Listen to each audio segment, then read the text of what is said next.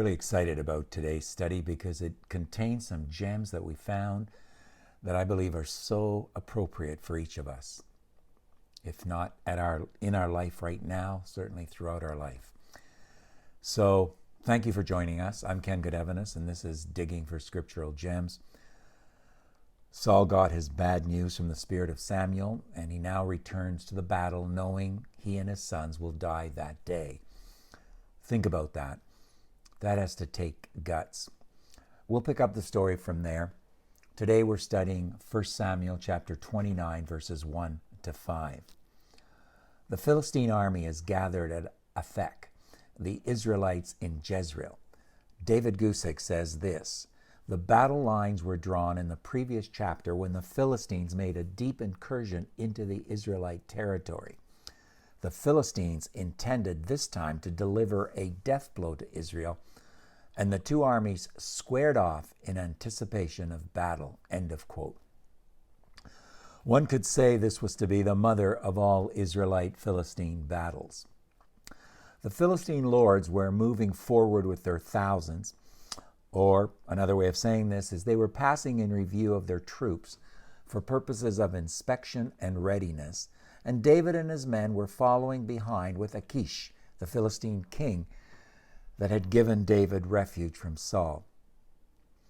But the other Philistine commanders didn't take too kindly to David and his men being there, since they were Hebrews. Achish tried to defend David's loyalty to the Philistines, given his recent track record with him. In fact, he uses the phrase, "I have found no fault with him since he defected from Saul and joined me." That, according to 1 Samuel chapter 27, verse 7, was about 14 months in total. But to no avail. The other commanders became angry and insisted that Achish make David and his men go back and not fight with them, in the event that he changed his loyalty again and fought against the Philistines, or turned against the Philistines. They argued that their own heads taken back to Saul would gain David much in his strained relationship with Saul, since they recognized that David as being the one that people sang about in the Hebrew dancers, Saul has slain his thousands and David his 10,000s. They knew what was going on between Saul and David. We're going to stop there and go digging for scriptural gems. Let's first of all, one more time, talk about some geography here that will make our understanding of the setting of these stories clearer. Commentator Hackett shares these thoughts. Aphek, where the Philistine armies gathered, is also mentioned, by the way, in Joshua chapter 12, verse 18 and chapter 13, verse 4.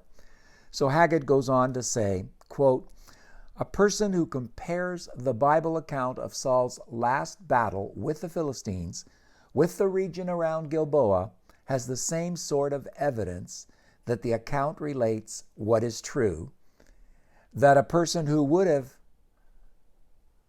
such evidence that such a battle as the Battle of Waterloo really took place." What he's saying there is that the amount of evidence we have for what took place between the Philistines and the Israelites at that battle, at Aphek, or near Aphek, is the same evidence we have for the Battle of Waterloo that we all believe in. In fact, Gilboa, Jezreel, Shunem, Endor are all found still bearing the same names today. They lie within sight of each other. Aphek is the only one of the cluster not yet identified by archaeologists.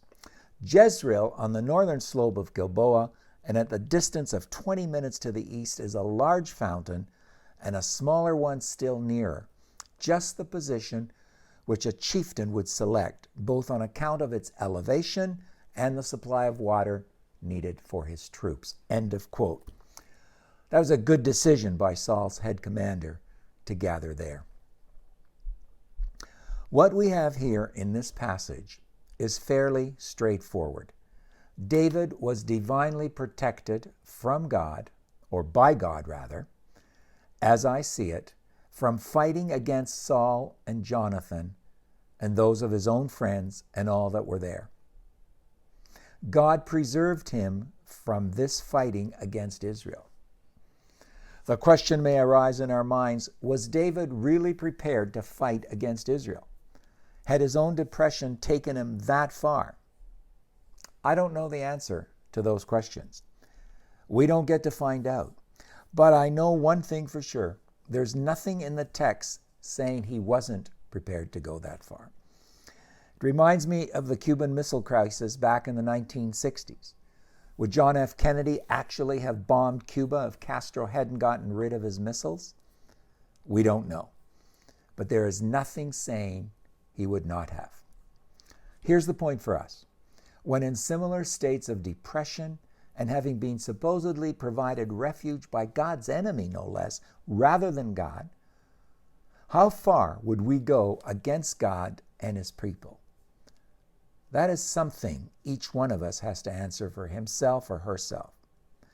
Hopefully, we'll either be able to say we would never strike against God or his people, or if we're not sure, we could say we need to pray we are never placed in those circumstances.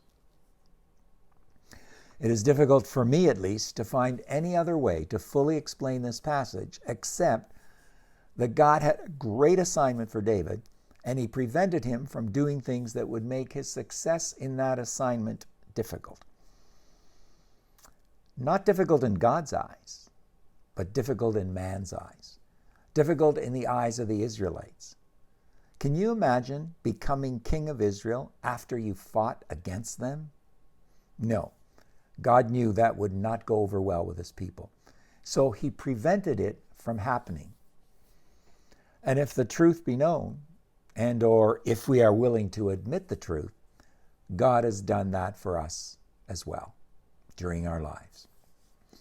David Gusick points out some other gems we need to be aware of. Let's cover them quickly. First, it appears that the Philistine commanders knew the real David better than he knew himself.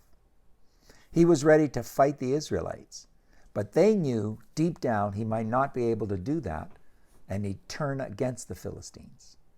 They knew what was right for David, even though he didn't. How sad is that? How sad is it when the world knows what we as Christians should be doing and not doing, and we don't? F.B. Meyer puts it this way, quote, "It is very terrible when the children of the world have a higher sense of Christian propriety and fitness than Christians themselves, and get to say to one another, what are these Hebrews, Christians, doing here?" Has that, or could that be said of you and I? Then there is the testimony of Achish in support of David's rebellion and his siding with the Philistines. Gusick says this, quote, "Hearing these words from Achish should have grieved David. To hear an ungodly ruler say, 'David has been with me, and I have found no fault in him, and he defected to me,' should have been a great wake-up call to David. It is as if an ungodly co-worker insisted to others that you really weren't a Christian after all because they saw how you lived." End of quote. May that never be said of you and I. We also must not miss the fact that in these circumstances David found himself in, there is no record of his asking for advice from God on how to escape from what was obviously an inappropriate situation. And thus, he just got deeper and deeper into it. And the same is often true of us. We get into a jam and we forget to go to God for advice. So we proceed on our own strength and wisdom, or lack thereof, and yes, in lies as well, and we just end up in deeper muck. Friends, God is with us all the time. He's always there. We may still err and sin, but we don't have to keep sliding backwards indefinitely. Reach out to him. His ears are awaiting for your call, and his arms are there to take us out of the sludge we got ourselves in before we do more damage to ourselves and others. Matthew Henry says David was really in a no-win situation. If he retired from fighting now, he'd be exposed for that fact that he truly was an enemy of the Philistines once again, and things wouldn't go too well for him.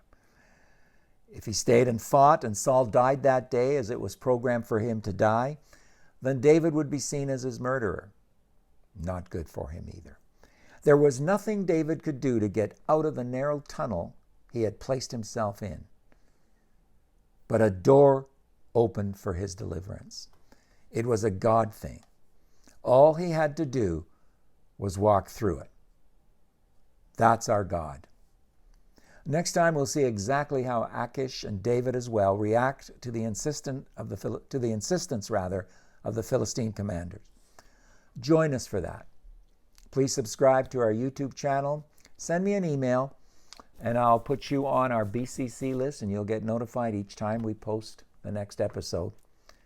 Please share these videos with others and these teachings with others, and write to us. Ask us questions. Give us answers to our questions. We often ask for your input. Keep on studying God's Word, and don't forget to join us on our Facebook group page, Digging for Scriptural Gems.